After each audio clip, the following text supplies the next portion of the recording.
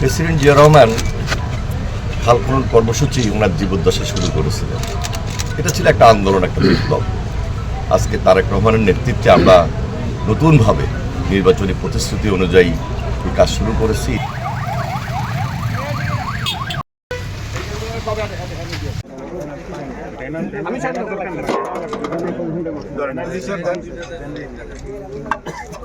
আমরা হুসেন্দি খাল খনন কাজ উদ্বোধন করেছি।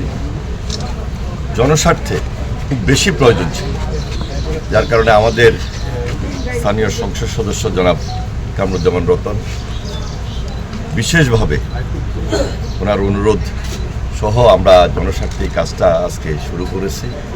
আমি ওনাকে আন্তরিকভাবে মোবারকবাদ জানাই। পাশাপাশি আমাদের কর্মকর্তা যারা ছিলেন ওনারাও যথেষ্ট আন্তরিক ছিলেন। প্রেসিডেন্ট জিয়া রহমান খাল খনন কর্মসূচি ওনার জীবদ্দশা শুরু করেছিলেন। এটা ছিল একটা আন্দোলন, একটা বিপ্লব।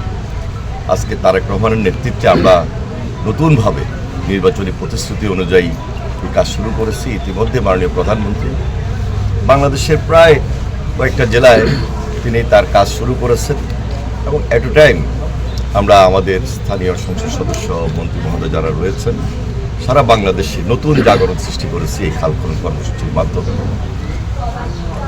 এই খাল খনন কর্মসূচির মাধ্যমে আমরা জনগণের সঙ্গে সম্পর্ক বাড়ছে, সাধারণ মানুষের সঙ্গে আমাদের একটা যে ইন্টারেকশন সেই সুযোগ তৈরি হয়েছে।